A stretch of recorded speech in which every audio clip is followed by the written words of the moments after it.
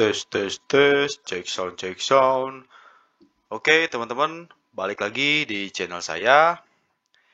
Ya, teman-teman, jadi di video sebelumnya saya membahas tentang naratif yang akan muncul selanjutnya ya.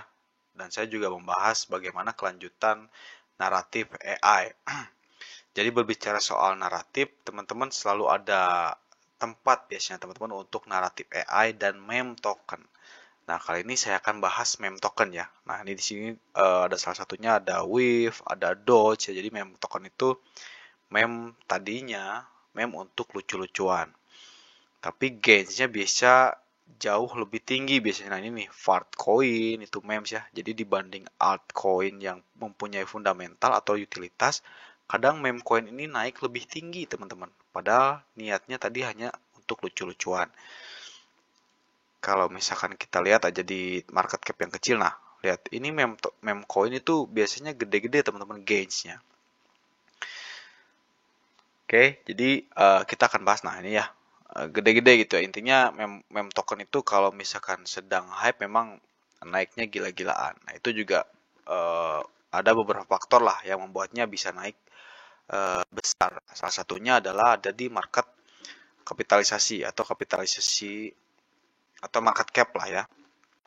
Oke, kita ambil contoh misalkan ya apapun lah ya. Oke, kita coba turbo aja deh. Oke, nah. Oh, sorry. Kita coba ambil meme token yang memang semua orang tahu lah, Dogecoin ya. Ini meme token favoritnya Elon Musk atau pemiliknya Tesla. Oke, teman-teman, jadi si awal kemunculannya Doge ini ketika dia market cap-nya masih kecil, dia naik sangat tinggi, teman-teman. Bahkan kalau dari awal mungkin ada sampai ribuan persen ya. Oke, nah di sini kelihatan banget ya peak-nya dari dia mulai ini mungkin listing dari exchange apa saya nggak dapat datanya. Yang jelas di sini ada di price-nya di 0,004. Peak awal itu dia sampai 0, teman-teman. Jadi dia menghapus 2 di belakang komanya. Jadi itu naik sekitar berapa ratus persen lah, berapa ribu persen ya. Nah, itulah biasanya keunikan atau mantapnya kita punya meme token dan juga meme tokennya memang hype ya seperti itu. Nah, teman-teman perlu perhatikan nih, ketika dia naik itu memang market cap-nya masih kecil, teman-teman. Si Doge ini ketika naik ribuan persen market cap-nya masih kecil. Teman-teman lihat lagi ketika dia market cap-nya sudah gede, kenaikannya tidak lagi ribuan persen, bahkan ratusan persen juga jarang ya. Karena ya memang dipengaruhi oleh market cap nih. Kalau market cap-nya semakin gede, ini semakin susah juga untuk naik atau turun juga sebetulnya. Gitu. Jadi kenapa meme token itu naik gede, naik tinggi ya. Nah, itu kalau teman-teman lihat memang market cap-nya masih kecil. Kenapa? Karena mudah untuk digerakkan likuiditasnya. Nah, di sini di video ini ya saya akan bahas untuk teman-teman ya mulai dari sekarang stop membeli meme coin di bawah market cap di bawah 100.000 dolar ya. Jadi jika di bawah itu mungkin teman-teman harus hindari. Nah, tujuannya apa ya? Memang supaya teman-teman tidak terjebak lah ya. Nah, jadi kita perlu pahami dulu gitu sebelum investasi dalam kripto. Teman-teman harus paham kenapa teman-teman membeli meme tersebut. Jadi definisinya juga teman-teman harus paham. Jadi definisi meme token ini adalah meme coin ini adalah cryptocurrency yang biasanya memang dibuat berdasarkan meme atau tren viral. Jadi tanpa ada fundamental kuat ya. Jadi cuman viral-viralan ya. Naiknya dengan viral. Contohnya ada Dogecoin, ada Shiba Inu. Dan juga ada juga beberapa meme token itu kan memang market cap-nya gede ya. Doge dan Shiba. Tapi ada banyak meme coin kecil dengan kapitalisasi pasar yang lebih rendah lagi dari itu. Oke. Nah, resikonya jika teman-teman membeli meme coin di bawah harga $100.000. Nah, teman-teman, ini juga sama dengan perjudian ya. Jadi membeli koin dengan market cap di bawah $100.000 sama saja teman-teman dengan berjudi. Jadi tidak ada jaminan nilai, teman-teman spekulasi saja. Beli aja lah kali naik, beli aja lah kali aja naik. Itu kan sama seperti perjudian atau gambling lah. Nah juga kalau misalkan meme coin di bawah $100.000 juga kurang teman-teman nilai dasarnya. Jadi koin kecil ini tidak memiliki produk, tim atau komunitas yang memang mendukung. Jadi dia bikin aja gitu. Karena tanpa nilai nyata, harga sepenuhnya juga hanya didorong oleh hype dan manipulasi. Jadi ada yang memang naik karena hype ya teman-teman, seperti kemarin si Peanut ya.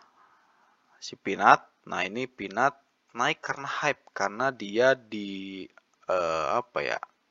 promosikan lah oleh beberapa seperti Elon Musk gitu ya, ikut nge-tweet juga. Jadi memang hype. Ada juga yang token meme yang kecil market cap-nya itu didorong oleh manipulasi teman-teman. Jadi developernya memasukkan likuiditas besar atau dana besar sehingga naik uangnya ya. Nah, kemudian ketika naik chartnya, ketika semua orang sudah masuk nih investor, biasanya si developer cabut lagi teman-teman. Nah, itulah manipulasi. Jadi karena mudah dinaikkan ya, mudah untuk membuat naik harganya ya, market cap kecil itu, jadi mudah juga untuk dimanipulasi teman-teman. Nah, kemudian juga token meme kecil itu sebetulnya tidak ada yang peduli. Jadi kapitalisasi pasar rendah juga menunjukkan kurangnya perhatian. Di situ jelas banget ya, nggak ada likuiditas, kemudian juga tidak ada dukungan dari komunitas. Jadi harusnya kan ada ya. Juga sulit nantinya teman-teman untuk menjual kembali jika ingin keluar seperti yang tadi saya jelaskan gitu. Kalau memang dimanipulasi, ketika teman-teman sudah masuk, nah kan si developernya sudah cabut nih, nggak ada yang lagi mau beli. Ya teman-teman keburu udah punya barangnya. Ketika teman-teman udah jual barangnya, nggak ada yang mau menerima barang dari teman-teman. Jadi sama saja kayak judi ya, kita masukin sejutanya nggak bisa keluar. Nah, ini percuma juga ya. Gitu. Jadi teman-teman harus bisa hindari. Kemudian juga resikonya lebih besar dibandingkan imbalan. Memang teman-teman berjudi bisa, tapi resiko dibanding keberhasilannya lebih banyak resiko biasanya teman-teman. Jadi di bawah $100.000 atau bahkan $10.000 ya, lebih parah lagi. Mungkin $100.000 masih bisa oke lah, masuk ke medium lah ya. Yang 10 gitu ya, 10.000 itu sudah likuiditasnya rendah, yang membuat juga harga mudah dimanipulasi. Terus sebagian besar proyek ini adalah biasanya rug pull nih. Ketika developer sudah menjual tokennya semua, ya udah itu biasa disebut proyek mandek lah atau rug pull. Jadi developer juga udah nggak merhatiin lagi itu keberlangsungan proyeknya. Kemudian juga potensi keuntungannya ya hampir nol dibandingkan resiko kehilangan seluruh modal. Jadi pertaruhan yang memang sangat tinggi. Nah, kemudian ya teman-teman, apa sih alternatif yang lebih baik? Ya jelas gitu, teman-teman harus hindari kemudian pilih proyek dengan kapitalisasi pasar lebih tinggi atau market cap yang lebih tinggi. Meskipun teman-teman masih mau masuk ke meme coin, mungkin teman-teman harus pilih ya, bisa filter dari sekarang gitu ya, misalkan tetap mau meme coin, filter berdasarkan kapitalisasi pasar yang lebih tinggi dari 100.000 misalkan. Gitu. Jadi ya teman-teman cari dengan fundamental yang kuat. Kalau misalkan meme token ada fundamentalnya atau yang memang didukung oleh komunitas besar ya, dan juga kapitalisasi pasarnya lebih dari 100.000. Jadi proyek juga pilih juga meme token yang komunitasnya sudah gede ya, dan developmentnya jangka panjang. Nah, teman-teman bisa cek juga gitu dari tokenomics-nya. Jadi si developer itu jangan sampai bisa menjual tokennya dalam waktu dekat. Biasanya biasanya developer kan akan melock tokennya beberapa tahun. Nah, itu teman-teman harus perhatikan.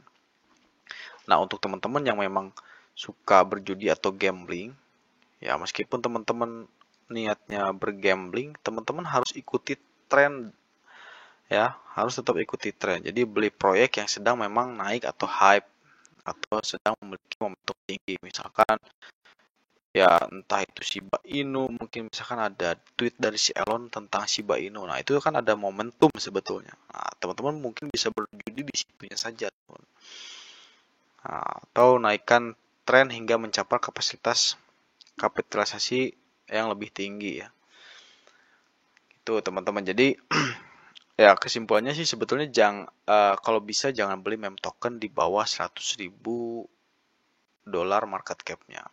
Atau tidak ada nilai nyata atau nanti teman-teman resiko kehilangan uangnya lebih tinggi.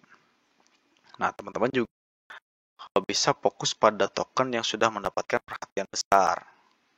Jadi pilih aset dengan peluang lebih baik untuk pertumbuhan atau cuan teman-teman lebih nyata ya. Oke, jadi gitu aja ya. Jadi peringatannya intinya jangan sampai teman-teman punya niat untuk berjudi dengan uang teman-teman lah gitu ya. Taruh aja lah di token ini nih. Taruh aja di token ini lah. Kali aja naik. Itu kan berjudi ya. Jadi teman-teman cari koin fundamental, momentum, dan potensi pertumbuhan yang memang nyata aja biar teman-teman psikologisnya terjaga. Nah, paling pesan terakhirnya ya teman-teman harus berinvestasi dengan cerdas ya selalu lah dan hindari risiko-risiko yang memang tidak perlu ya. Jadi gitu aja untuk video kali ini. Sampai jumpa di video selanjutnya. Terima kasih.